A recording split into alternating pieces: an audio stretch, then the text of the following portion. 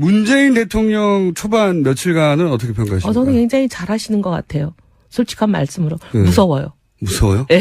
왜요? 너무 잘해서.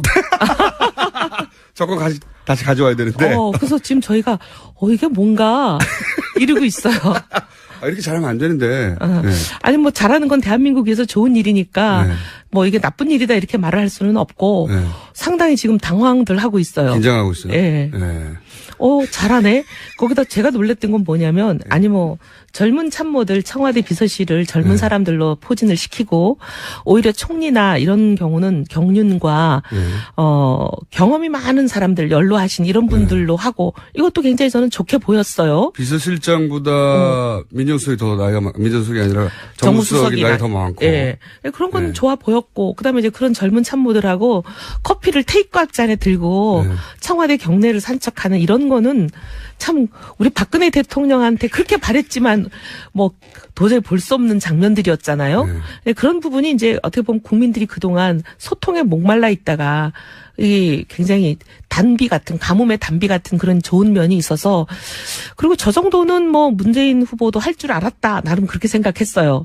저 정도 하지 않겠냐. 근데 제가 놀랬던 거는 사실 그 북한의 미사일 실험 있고 바로 NSC 소집하고 그다음에 임종석 실장한테 대충 얘기를 들었는데도 김관진 실장이 직접 와서 더 자세하게 보고해라 하고 굉장히 강경한 대북 메시지를 내보내는 거 보고 놀랐어요. 그건 놀랍지 않았는데 저는. 아 그래요? 근데 왜냐하면 보수들은 계속 그동안 문재인 대통령의 대북관에 대해서 온갖 얘기들을 뭐 많이 했잖아요. 북한 미사일 쐈는데 잘했어 보니까 대통령이 당연히 근데 그거는 오히려 보수가 만든 프레임에 보수 스스로 빠진 것도 있는 것 같아요.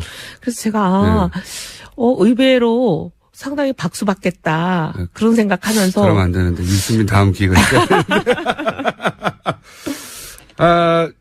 그러면 이런 건 어떻습니까? 최근에 나온 질문 중에 그 뉴스 중에 청와대 거울방 얘기 나왔어요. 전 너무 놀랐어요. 호러 영화에 보면은 거울방들 나오지 않아요? 완전히 뭐 제가 이게 공포 영화 같기도 하고 거울이 있으면 좀 무섭지 않나요? 저도 그게 뉴스가 좀 무서웠어요. 상상을 해보면. 저는 좀 약간의 뭐랄까 오싹한다 그럴까? 그렇죠. 좀 오싹했어요. 아니 그리고 왜 그러셨는지가 너무 궁금해요. 저도 궁금한데 물을 수가 없잖아요. 네. 그래서 제가 여쭤본 겁니다. 저도 몰라요. 가까이 계셨으니까. 아니 뭐 그분 방에 가본 적이 없으니까. 거울을 자주 들여다보셨나요? 평상시에도? 거울 보시는 거는 제가 뭐 저야 뭐 이제 공식 석상에 나왔을 때만 보지. 거울 다 본 다음에 나오셨나요? 네, 공식 석상에서야 거울 보지 않죠. 공식 석상에 계시는 것만 봤기 때문에. 이번 대선을 거치면서 정치적 영향력이나 또는 뭐 말씀하신 대로 지분이나 가장 많이 추락한 정치인 중에 한 사람이 김무성 전 대표예요. 제가 보기에는. 많은 분들이 바른정당 안에서도 그렇게 하고. 네, 많은 분들이 그렇게 말씀을 하시더라고요. 언론 기사나 그런 것도 그렇고. 자신의 계보는 또 다른 당에 가버렸고, 그 다른 당으로 간 것이 뭐 미래를 위한 투자가 되거나 발판이 되기도 힘들게 대중적으로도 공격받고 있고, 본인은 이 당에 남아있는데 이 당에는 또 대주주였었지만 지금은 대주주라고 할 수 없잖아요. 혼자 남았으니까. 실질적으로는 그런 편이죠. 네. 그래서 굉장히 왜소해졌다. 영향력과 지위가. 그렇게 판단이 되는데 맞죠? 이게 일반적인 평가예요. 그래서 일본에 가셨구나. 그리고 방금 말씀하신 그 당대당 통합 얘기 이종구 의원이 주장하고 또 국민의당 내에서도 화답하는 사람 의원들 일부 있습니다. 그 의원들끼리는 이런 얘기가 오갔다는 겁니까? 예전부터? 국민의당 일부 혹은 바른당 일부 내에서? 이종구 의원님 성격상 다른 당에 계신 분들하고 긴밀한 협의를 하고 그러실 것 같지는 않은데 그냥 본인 생각 아니신가 싶어요. 협의 없이 그냥 그런 말을 지금 할까요? 타임에서? 이제 뭐 보면은 원내대표 주승용 전 원내대표죠. 이제는 새 원내대표가 뽑혔으니까 주승용 원내대표가 이제 그렇게 얘기를 했잖아요. 없다고. 예. 네. 그랬는데 이제 그 부분에 대해서 이종구 의원님이 아주 그냥 한 달 전부터 계속 하고 계시던 얘기죠. 심지어 그렇죠. 뭐 국민의당, 바른정당, 거기다 심지어 자유한국당에 있는 비박들까지 합해서 한 100인 지지선언을 해야 된다. 네, 그때는 안철수 후보에 대해서. 안철수 후보 지지선언을 해야 된다는데 그때는 대선 전이잖아요. 대선 네. 기간이잖아요. 다른 당 대선 후보를 지지선언을 여러 당이 모여서 한다는 게 이게 참 상식적으로 이해가 안 되는 그런 말씀을 막 하시고 그랬죠. 네. 안철수 전 후보에 대한 어떤 호감도가 굉장히 높은가 봅니다. 개인적으로. 그렇게 이해해야 되나요? 아니면 뭐 다른 해석들도 있죠. 어떤 해석들이 있습니까? 이제 왜냐하면 호남 예. 지금 이제 대선 결과를 보니까 호남에서도 그렇게 선전하지 못했다 국민의당이 예. 이런 결과가 나왔지만 그 대선 전까지만 하더라도 호남 지역구 의원들 상당수가 국민의당에 있다 보니까 예. 국민의당이 호남 기반이 단단하다 이런 인식을 갖고 있었잖아요. 네네. 근데 이제 이종구 의원님 호남 출신이시고 여러 가지 이제 뭐 사람들 이게 이제 여의도 참새들 얘기예요. 참새들. 강남을 떠나서 예. 호남으로 지역구를 옮기시려고 그러나 이런 얘기까지들 한 사람들이 있었어요. 아, 그런 해석도. 네. 그거 뭐, 해석 중에 하나지 꼭 그랬다는 얘기는 아니지만. 예. 예. 잘 이해가 안 가니까 그런 해석도 하는 거겠죠. 네, 다들 왜 그러실까 하면서 네. 이제 나오는 해석들이 그런 게 대선 있었어요. 기간 중에 다른 세 당이 모여가지고 자기 다른 당 후보가 아닌 남의 당 후보를 지지한다. 지지하는 선언은 있을 수가 없죠. 안 일어나죠, 절대. 아니 그런 제안도 그런 아이디어도 들어본 적이 없는 것 같은데요. 그렇군요. 약간 자기 그 본인만의 아젠다가 있나 본데 그 저희가 이정구 의원과 직접 인터뷰해가지고 왜 그러셨는지 한번 물어보기로 하고. 그런데 어쨌든 바른정당도 이제 다른 당들도 마찬가지지만 백서도 만들고 부족했던 점들도 보완하고 해야 하는 그런 작업이 필요하잖아요. 네. 네. 그리고 바른정당의 마지막 선전은 사실은 하늘이 도왔지. 우리 스스로 잘한 것이라기보다는 하늘이 도왔어요. 네. 정말로 12척의 배가 떠나감으로 해서 그것도 우연히 그러니까 의도하지 않은 것이고 저쪽에서 의도했겠죠. 거꾸로 반대로. 피해를 주려고 했는데 그게 덕이 된 거잖아요. 그리고 이제 그 딸 문제 같은 경우도 누구 기획한 게 아니잖아요. 기획한 게 아닌데 일종의 사고를 당한 건데 그게 그 전화위복이 사고가 됐고, 예. 뭐 꼭 나쁘게 작용하지는 그렇죠. 않은 것 같아요. 그게 이제 그 약한 후보에 대한 그 동정심과 이렇게 연결되면서 부당함에 대한 그러면서 실제 정의당에서도 그런 분석을 많이 하던데 20대 유권자 중에 남성 유권자 중에 경제 정책은 뭐 진보적이지만 보수적인 성향을 가진 남성 어느 연령대나 보수층은 있으니까요. 그 층이 애초에 정의당을 지지하다가 바른정당으로 많이 옮겨간 걸로 자기들은 이해하고 우리가 있다. 또 정의당과 상당히 불편한 관계에 가야 되는 건 아니겠죠? 그러니까 저는 궁금한 게 그런 그러니까 자기 지지층을 여기 나오실 때부터 예전부터 얘기했지만 자기 지지층 분석이 잘 안 되고 있어서 자꾸 대구에 갔는데 유승민 후보 대구 가지 말고 서울에 오고 빨리 방송에 나오라고 여러 차례 얘기했잖아요. 그 유승민 후보한테 유승민 후보는 여기 지지층 수도권의 젊은 층한테 어필해야 된다고 계속 말씀드렸는데 결국 막판에 가서야 좀 했죠. 예. 막판에 가서 유승민 후보도 좀 깨달았나요? 아니 제가 굉장히 강하게 밀어붙였어요. 제가 이제 일정 담당이었잖아요. 네. 진짜 일정을 안 하셨다면서 그전에는. 계속 안 하는데 나중에는 아예 제가 그냥 세게 이렇게 해야 된다. 네. 처음에는 그냥 건의 정도 하다가 나중에는 그냥 세게 얘기했어요. 대학가에 우리 지지층들이 바글바글 하는데 대학가 순례를 하자. 예. 그랬더니 나중에 이제 마지못해 그러기도 하고 워낙 후보가 이제 막판에는 바빠지니까 일일이 저랑 싸울 시간이 없었던 것 같아요. 자기가 어디로 가는지 뭘 끌려갔어요. 예, 그냥 나중에 후보가 너무 바빠갖고는 뭐 경황이 하나도 없잖아요. 자기가 어디인지도 모르고 막 그냥 여기가 대구 동성로인 줄 알고 대학로 간 거 아니에요? 뭐 일정표 짜가지고 그냥 언론에 막 공개하고 하니까 이제 일정의 후보도 조금 약간의 반자의. 네, 처음에는 갸우뚱했는데 강남역에 처음 가고 나서 후보도 깨닫지 않았나요? 후보도 아마 그때 봤을 거예요. 처음으로? 예, 처음인지는 모르겠는데 네. 대구 동성로가 오히려 처음이었을 것 같아요. 네. 대구 동성로를 여러 번 갔는데 선거 중에 처음 간 날 왜냐하면 이거 우리 좀 창피한 얘기지만 기성정당들, 소위 이제 양쪽에 있는 민주당 또 그리고 자유한국당 이런 데는 뭐 40, 50년 전통도 있지만 그리고 한 번 당원 가입하면 대부분 사람들이 길을 쓰고 탈당을 확인하고 탈당계를 내고 그러지 않거든요. 잘 안 하죠. 그래서 그냥 내놓은 입당 원서가 그냥 수십 년째 오는 사람들이 많아요. 네네. 그래서 당원 DB가 보면 사망자도 수두룩해요. 그럴 수 있죠. 이제 그게 이제 누적 당원 수가 뭐 200만. 이민 간 사람도 많습니다. 이민 간 사람도 많고 심지어 그 사이에 당적을 또 다른 데로 옮겼는데 여기 탈당 정리가 안 되고 딴 데 가 있고 막 이런 이중 당덕들도 많고 그래요. 네. 그러다 보니까 그 200만 당원이라고 하는 게 사실 뭐 실제 활동하는 당원은 뭐 10분의 1을 뭐 이런 맞습니다. 거거든요. 네.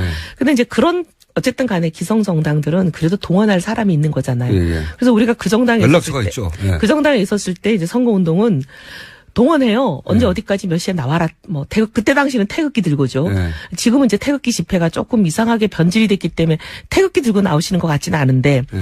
모여라 하면은 이제 막 사람을 긁어 모아요. 그렇죠. 예. 그래서 막 동원도 하고 막 그 조직이 차도 무서운 태워가고 거죠, 막 그게. 예. 이렇게 해서 하니까 어쨌든 유세장에 적어도 한 3, 400명은 늘 서 있어요. 늘. 근데 여기 서 있는 사람이 저기 서 있기도 하지만 예. 전국에 똑같이 있는 사람들이 대부분 서 있지만 근데 그런 우리 동원 능력이 저희 당이 뭐 탄생한 지 100일도 안 된 상태에서 선거 시작했잖아요. 네. 없죠.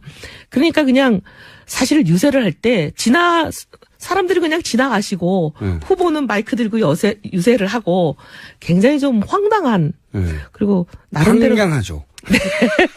유세 자 앞이 황량합니다. 네, 그런 유세를 하다가 예.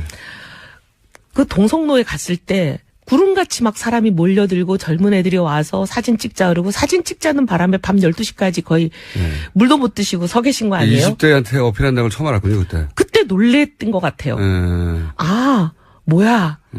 아, 우리가 열심히 모을 필요 없이 이렇게 가만히 있어도 오는 그룹이 이 그룹들이구나. 예. 예. 그리고 서울에 와서도 강남역 앞에서도 강남역, 그 다음에 대학가들이 그죠. 한양대, 뭐, 고대, 뭐, 어마어마했어요. 거기서 후보들이 놀랬죠, 후보가 참. 아, 후보가, 뭐, 놀랬단 말은 안 하는데, 분명히 놀랬을 거예요. 그렇겠죠. 예. 보통 전통적으로 보수 지지층이라는 게 이제 연령대도 좀 높고, 사회 경험도 많고, 뭐 50대, 60대, 이렇게만 생각해 오던 게 자유한국당의 패러다임이었고, 보수 정치인들의 패러다임이었는데, 새로운 보수층이 만들어지고 있거든요. 젊은 보수가 정치에 젊은 보수가 있다고는 생각했죠. 젊은데 보수가 없을 리가 없겠어요. 있죠. 물론 연세 드신 보수보다는 좀 숫자는 적어도 있기야 하겠지. 저희는 그렇게 생각했지만 많아요. 그런 그 젊은 보수를 뵌 적도 없고 그다음에 그런 젊은 보수는 대부분 소위 말하면 정치 행위에 개입을 안 한다라고 생각했어요. 그냥 현실에 무관하게 마음만 그러지 투표하러 잘 나오지도 않고. 근데 그 젊은 보수들은 전통적인 보수하고도 굉장히 달라요. 근데 이번에는 보니까 직접 행동하시더라고요.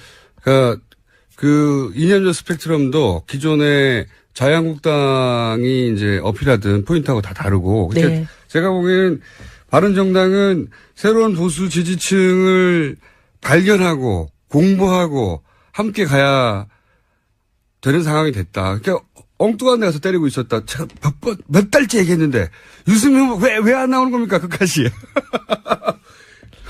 근데 사실 방송 이제 선거 끝났으니까 한번 불러주세요. 또 얘기해 볼게요. 네. 보니까 또 선거 끝나고 또 언론 일절 안 만나시는 것 같은데 한번 말씀드려 볼게요. 자, 이를 내보내는 거 보고 놀랐어요. 그건 놀랍지 않았는데 저는. 아 그래요? 근데 왜냐하면 보수들은 계속 그동안 문재인 대통령의 대북관에 대해서 온갖 얘기들을 뭐 많이 했잖아요. 북한 미사일 쐈는데 잘했어 그러니까 대통령이 당연히 근데 그거는 오히려 보수가 만든 프레임에 보수 스스로 빠진 것도 있는 것 같아요. 그래서 제가 의외로 상당히 박수 받겠다 그런 생각하면서. 그러면 안 되는데 유승민 다음 기회가 있어야 되는데. 아 그러면 이런 건 어떻습니까? 최근에 나온 질문 중에 그 뉴스 중에 청와대 거울방 얘기 나왔어요. 아, 전 너무 놀랐어요. 호러 영화에 보면은 거울방들 나오지 않아요? 완전히 뭐 제가 이게 공포 영화 같기도 하고 민정수석이 아니라 정무수석이 나이 더 많고. 예. 그런 건 좋아 보였고 그다음에 이제 그런 젊은 참모들하고 커피를 테이크아웃 잔에 들고 청와대 경내를 산책하는 이런 거는 참 우리 박근혜 대통령한테 그렇게 바랬지만 뭐 도저히 볼 수 없는 장면들이었잖아요. 그런 부분이 이제 어떻게 보면 국민들이 그동안 소통에 목말라 있다가 이 굉장히 가뭄의 단비 같은 그런 좋은 면이 있어서 그리고 저 정도는 뭐 문재인 후보도 할 줄 알았다. 나름 그렇게 생각했어요. 네. 저 정도 하지 않겠냐. 네. 근데 제가 놀랬던 거는 사실 그 북한의 미사일 실험 있고 네. 바로 NSC 소집하고 네. 그다음에 임종석 실장한테 대충 얘기를 들었는데도 김관진 실장이 직접 와서 더 자세하게 보고해라 네. 하고 굉장히 강경한 대북 메시지. 우리 있으면 좀 무섭지 않나요? 저도 그게 뉴스가 좀 무서웠어요. 좀, 상상을 해보면. 저는 좀 약간의 뭐랄까, 오싹한다 그럴까? 그렇죠. 좀 오싹했어요. 아니, 그리고 왜 그러셨는지가 너무 궁금해요. 저도 궁금한데 물을 수가 없잖아요. 네. 그래서 제가 여쭤본 겁니다. 저도 몰라요. 가까이 계셨으니까. 아니, 뭐, 그분 방에 가본 적이 없으니까. 거울을 자주 들여다보셨나요? 평상시에도? 거울 보시는 거는 제가 뭐 저야 뭐 이제 공식 거울. 석상에 나왔을 때만 보지. 거울 다 본 다음에 나오셨나요? 네, 공식 석상에서야 거울 보지 않죠. 공식 석상에 계시는 것만 봤기 때문에.